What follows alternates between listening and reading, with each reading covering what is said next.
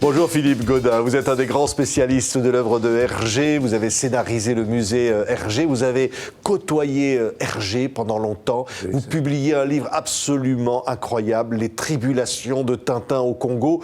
Ça n'est pas le Tintin au Congo qu'on connaît, c'est une révélation, ce sont des planches qu'on n'avait jamais vues. Non, c'est effectivement ce que j'appelle moi un chaînon manquant entre la version noir et blanc du début, de 1930, qui comporte 110 pages, et la version qu'on connaît, qui est la version classique dans la collection, qui comporte 62 pages en couleur. Oui. Et entre les deux, il s'est passé quelque chose que peu de gens connaissaient. Vous allez décrire ça, mais d'abord disons que Tintin au Congo, c'est quoi? C'est le deuxième album de Hergé. C'est le deuxième album d'Hergé. Et il faut le savoir, il faut s'en rendre compte pour pardonner à Hergé une sorte d'improvisation continue. C'est pas encore le Tintin qu'on connaît. À la fin de la carrière de Tintin, il est devenu un modèle de tolérance, d'ouverture aux autres. Il a des qualités qu'il n'a pas évidemment au début. Il n'a pas dans Tintin au Congo, parce qu'on a souvent taxé cet album de colonialisme, en tout cas d'une vision colonialiste des choses. Oui, mais Hergé a toujours été le reflet de son époque. Et donc là, en 1930 comme en 1940, qui est la partie que j'ai surtout illustrée dans le livre, Hergé baigne dans la période coloniale. On est encore en plein dans cette période. Donc il véhicule effectivement des préjugés.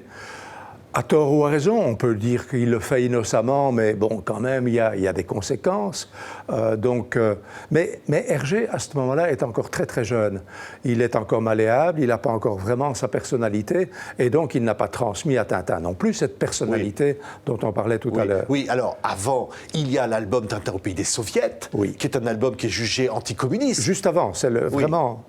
Oui, et là, il s'attaque, j'allais dire, au colonialisme. Et finalement, il décrit ce Congo belge, il le décrit avec la vision que l'on en a. Oui, donc il n'attaque pas du tout le colonialisme, il reflète ce qui le baigne, c'est-à-dire, effectivement, une mentalité d'un peuple, les Belges en question, qui sont au Congo et qui exploitent les richesses. Ceci dit, il faut tout de suite se dire que les gens qui partaient en Afrique vers les colonies, il y avait toutes sortes de gens. Il y avait des idéalistes, il y avait des gens qui allaient là pour des missions bien précises dans l'enseignement, dans la construction de ponts, de routes, d'hôpitaux, d'écoles, etc. Il y avait d'autres qui étaient là pour des sociétés qui exploitaient les richesses du Congo. Donc, il y a toujours cette dualité qu'il faut bien avoir en tête. Hergé ne fait pas une œuvre d'apostolat, quoique ce soit son directeur, l'abbé Wallet, le directeur du journal. Qui l'influence beaucoup, c'est l'influence catholique. Oui, c'est-à-dire que c'est l'abbé qui lui conseille d'emmener son Tintin en terre africaine pour montrer les réalisations des pères missionnaires, etc. Donc voilà. Mais Hergé, qui à ce moment-là improvise ses histoires, on constate qu'il enchaîne dans Tintin au Congo de 1930, il enchaîne des péripéties sans du tout avoir un ordre de mission. D'ailleurs, les missionnaires apparaissent assez tard dans le récit. D'accord. Vous nous publiez, je le disais, c'est inédit, un album qui est publié dans un quotidien néerlandophone. Oui, qui s'appelle Uitlaatste Nieuws. Je vais vous aider parce que pour un français. Qui vous avez traduit pour la première fois en français, avec donc des nuances finalement dans le dessin. Des nuances qu'on ne connaissait pas. Importantes dans le dessin, parce que donc nous sommes en 1940. Hergé a un contrat avec ce journal néerlandophone pour republier les premières aventures de Tintin.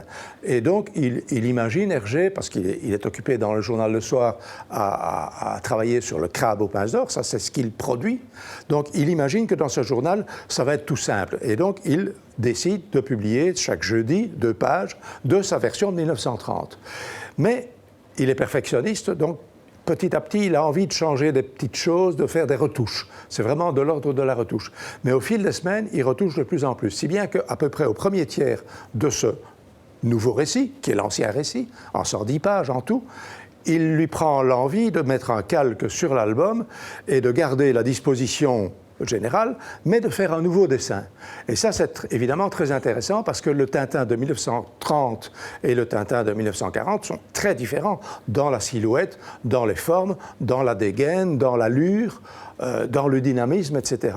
Et donc, ce nouveau dessin qu'il va mener jusqu'au terme des 110 pages, ce dessin est là, Et en 1942, quand Casterman demande à Hergé, c'est un élément assez connu, de remanier ses albums pour les mettre en 62 pages en couleur, Hergé a évidemment un gros travail à faire parce qu'il doit reprendre la dizaine de titres qu'il a déjà produits jusque-là.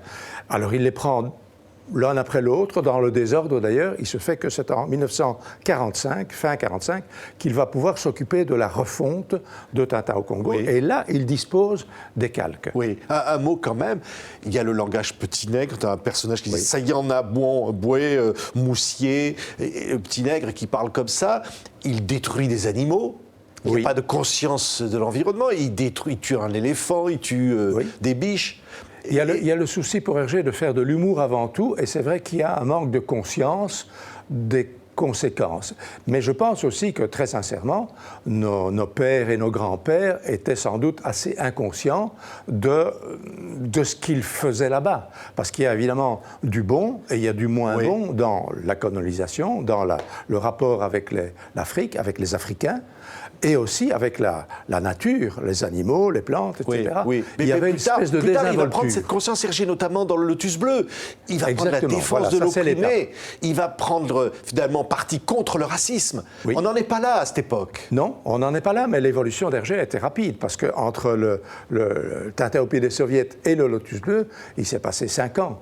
Donc c'est une évolution assez rapide de Tintin parce qu'il y a une évolution rapide d'Hergé. Hergé a commencé peut-être trop jeune, trop malléable, sans recul, trop influencé, trop dans l'air du temps sans se poser des questions. Ça ne va pas durer longtemps. C'est vrai que la rencontre avec Chang, le vrai Chang, puisqu'il y a eu un personnage, qui était un étudiant chinois de l'âge d'Hergé, a été très utile à Hergé pour prendre conscience de ce qui se passait en Chine avec l'invasion japonaise et pour décrire aussi le peuple chinois, la culture, etc. C'est un tournant. Oui. Alors, on va dire quand même que cet album qui a été parfois décrié, qu'il est encore d'ailleurs décrié, est quand même aimé, vous dites, au Congo. Oui, c'est un album qui est évidemment cher aux Congolais, qui l'ont lu, évidemment. Bon, on va pas faire croire qu'il y avait des librairies à tous les coins de rue, même à Léopoldville, à Kinshasa, etc.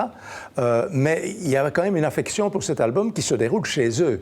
Donc, les enfants congolais l'ont certainement connu vers 1930 et dans les années 30-40, à travers les missionnaires qui apportaient des albums, qui lisaient les journaux là-bas et qui les montraient, etc.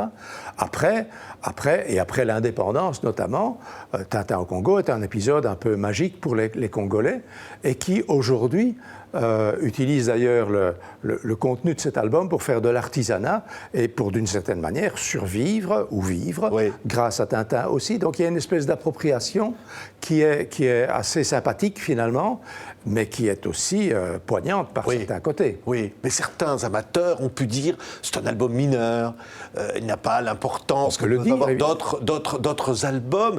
Et au fond, c'est un album plus enfantin. Et d'ailleurs, c'est l'album qui a le plus de succès auprès des enfants. Et on va même dire, c'est l'album le plus vendu de l'œuvre d'Hergé. C'est un album qui est plein de fraîcheur. Hein. On peut le considérer comme primitif, avec de gros guillemets, mais en fait, moi je suis de ceux qui pensent qu'il y a du charme à retrouver les versions d'origine. On peut dire ça pour d'autres auteurs aussi. Les premières versions de Lucky Luke, par exemple, sont certainement très fraîches et très, très éloignées de celles du Lucky Luke de Goscinny. Mais on est là dans un univers qui est plein de fraîcheur. Et pourquoi plaît-il aux enfants? Sans doute, il faut se remettre dans le contexte de l'époque, avant la télévision, avant les magazines, etc. Je pense que ce qui fascine les enfants dans Tintin au Congo, ce qui les a fascinés, c'est les animaux, justement.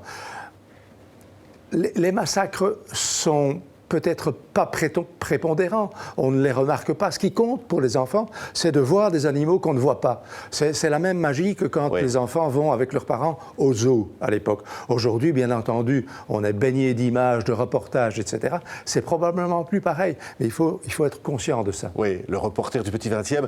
Mais comment Hergé, vous qui l'avez connu, comment Hergé évaluait cet album? J'allais dire après en avoir réalisé, il y en a eu 24. Comment il évaluait ce Tintin au Congo, qui est un peu à part, hein? Très clairement, les 3 ou 4 premiers albums, il les considérait comme des archives. D'ailleurs, il a fait des pieds et des mains pour que son éditeur, Casterman, consente, je dis bien consente, à publier ses premiers récits en noir et blanc, tels quels, dans leur jus, avec une petite préface. Mais il a dû batailler pour l'obtenir. Donc, il considérait ça comme quelque chose du début pour lequel il fallait être indulgent. Il n'était pas encore au fait de son métier. Enfin, il ne manipulait pas les choses comme plus tard, mais il n'en était pas mécontent.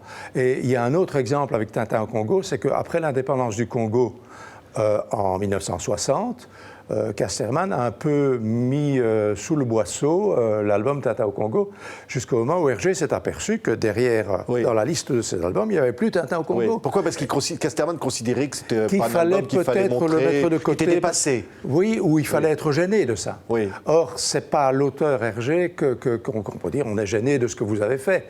Alors, Hergé était un peu vexé que ce soit ça. Il a fait des pieds et des mains, et d'ailleurs Casterman l'a remis. Et ce qui l'a aidé aussi, c'est justement parce que le récit Tintin au Congo est reparu au Congo, qui s'appelait à ce moment-là Le Zaïre, dans une revue qui s'appelle Zaïre, et qui a eu un succès. Et à ce moment-là, il y a eu une espèce de popularisation du récit. Oui. Mais il y a eu des albums réécrits par Hergé, certainement sur certains aspects qui avaient pu être jugés comme des propos caricaturaux, voire même racistes. Oui. Il n'a pas réécrit, il n'a rien réécrit réellement sur Tintin au Congo. Sans doute qu'il aurait dû, c'est surtout valable pour les massacres d'animaux, il aurait dû refaire l'album complètement. Donc ça, il ne pouvait pas se le permettre. Il a laissé la vie sauve à un rhinocéros dans l'édition scandinave et allemande, je crois, de Tintin au Congo. Donc il y a une page qui est différente. Mais non, il n'a pas voulu changer. Mais il n'a pas changé, je vais vous le faire remarquer, dans le Lotus Bleu, le contexte de la guerre sino-japonaise, il ne l'a pas changé. Il a changé l'or noir, il a gommé, si vous voulez, la présence des troupes britanniques en Palestine, puisque c'était la Palestine à l'époque, pour en faire une histoire entre clans arabes, etc. Mais on peut se poser la question, est-ce qu'il a eu raison de faire ça ? Il y a beaucoup de gens, et j'en suis, qui estiment que avoir redessiné complètement l'île Noire pour satisfaire à un souci d'exactitude, de véracité, oui, c'était plus son œuvre, voilà, vous dites au fond. Voilà, il assumait tout, Hergé, quelque part. Oui, parce que bon, mais je crois qu'il faut lui laisser aussi. Il faut reconnaître que pour devenir le grand Hergé qu'on connaît, le grand créateur qu'on connaît, il a dû passer par une espèce d'écolage. Voilà, donc Tintin au Congo fait partie de ces albums un peu simplistes peut-être, mais il y a beaucoup de choses à dire dessus et la preuve, elle est là. Elle est là, voilà, c'est un album absolument formidable. On y découvre le Tintin au Congo dans une version complètement inédite que vous allez découvrir en noir et blanc et intégrale, là, avec des commentaires, des illustrations qui situent l'époque. C'est absolument fascinant de lire tout ça. Merci beaucoup d'avoir été notre invité aujourd'hui, Philippe Gaudin. Merci beaucoup. Avec plaisir.